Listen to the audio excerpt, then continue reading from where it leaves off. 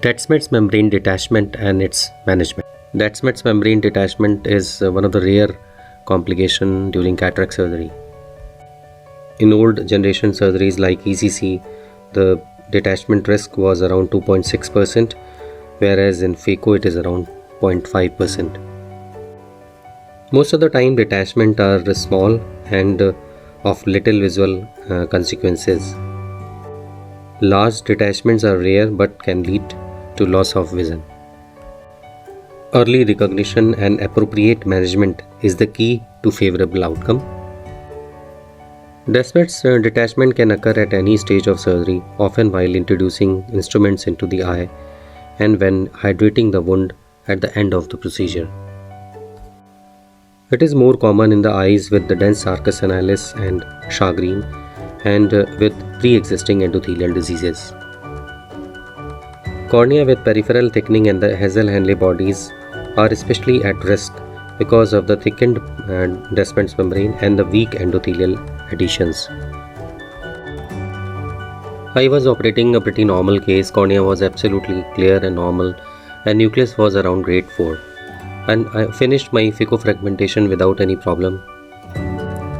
Now time for epinuclear plate removal and cortical cleanup. After cortical cleanup, I implanted the single piece hydrophobic implant in the bag. Till this stage, everything was going to my expectation. I even removed the viscoelastics from the antechamber before final closure. It is always recommended to wash the incisions thoroughly. Sometimes cortical matter or nucleus fragments might be trapped in the wound and can create problems in the postoperative period. When I was cleaning the side port incision from a nucleus fragment, suddenly patient moved the eye and accidentally my cannula hit the Descemet's membrane. Now eye has a Descemet's detachment, but fortunately it was a small detachment and it was present at the periphery. Always try to assess the amount of detachment and tear and try to avoid putting viscoelastics in antechamber. After careful assessment, I realized that Descemet's fold has gone at its place without manipulation. At this stage, simple air tamponade works very well, so I injected air and tapped and massaged the corneal surface over the area of Descemet's detachment. We can take certain precautions to avoid the Descemet detachment.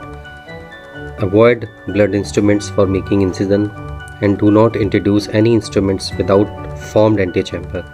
Fill the antechamber with viscoelastics and then introduce the instruments, especially the phaco and cannula. In the post-op, very next day, patient's cornea was absolutely clear and it was not having any localized corneal edema. Thanks for watching.